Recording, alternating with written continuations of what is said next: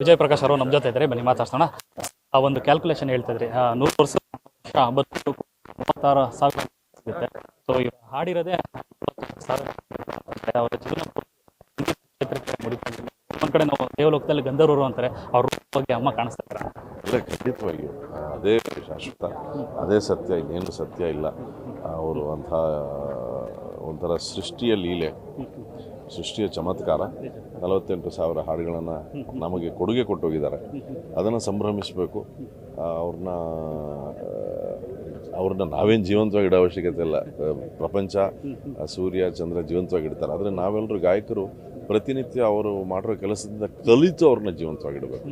ಆ ಕಲಿಕೆ, ಆ ಮಾಧುರ್ಯತೆ, ಹಾಡಿನ ಮಾಧುರ್ಯತೆ, ಹೃದಯದ ಮಾಧುರ್ಯತೆ, ನಡೆಯ ಮಾಧುರ್ಯತೆ, ನಡತೆಯ ಮಾಧುರ್ಯತೆಯನ್ನು ನಾವು ಕಲಿಬೇಕಷ್ಟೆ.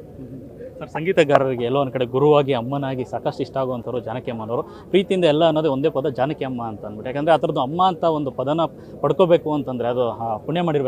ಅದೆಲ್ಲವೂ ಕೂಡ ನೀವು ಈಗಲೂ ಸಾಕಷ್ಟು ಸೋಷಿಯಲ್ ಮೀಡಿಯಾದಲ್ಲಿ ನೋಡ್ತಿದ್ರು, ಯಾರೇ ಹೊಸರು ಬಂದು ಹಾಡು ಹೇಳ್ತಿದ್ರು ಅಷ್ಟೇ ಖುಷಿಯಿಂದ ಕೇಳ್ತಾ ಇದ್ರು. ಆ ಥರದೊಂದು ವ್ಯಕ್ತಿತ್ವ.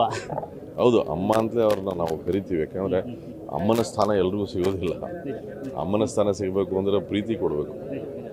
ಬರೀ ಹಾಡು ಕೊಟ್ಟು, ಬರೀ ಹಾಡುಗಳನ್ನು ಕೊಟ್ಟು ನೀವು ತುಂಬಿಸೋಕ್ಕಾಗಲ್ಲ.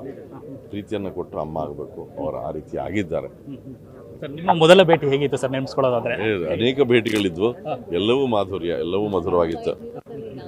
ಸರ್, ಈಗ ನಿಮ್ಮ ಹುಟ್ಟೂರು ಮೈಸೂರಿನಲ್ಲಿ ಅವರು ಈ ನನ್ನ ಕೊನೆಯ ದಿನಗಳನ್ನು ಇಲ್ಲೇ ಕಳಿಬೇಕು ಅಂತ ನೋಡಿ ಪ್ರೀತಿಯಿಂದ ಇದೇ ಜಾಗದಲ್ಲಿ ಇರುವಂಥದ್ದು ಎಷ್ಟು ಖುಷಿ ಕೊಡುತ್ತೆ ಅಂತ? ಅಲ್ಲ, ಅದು ಖುಷಿ ಅನ್ನೋದಕ್ಕಿಂತ ಇದು ತಾಯಿ ಚಾಮುಂಡಿಯ ಲೀಲೆ ಅಂತ ಹೇಳಲಿಕ್ಕೆ ಇಷ್ಟಪಡ್ತೀನಿ. ಇದು ಅಷ್ಟೇ. ಎಸ್, ಇದಿಷ್ಟು ವಿಜಯ್ ಪ್ರಕಾಶ್ ಅವರ ಮತ್ತು ಕ್ಯಾಮರಾ ಪರ್ಸನ್ ಹರ್ಷಿತ್ ಜೊತೆ ಲೋಕೇಶ್, ಮೈಸೂರು.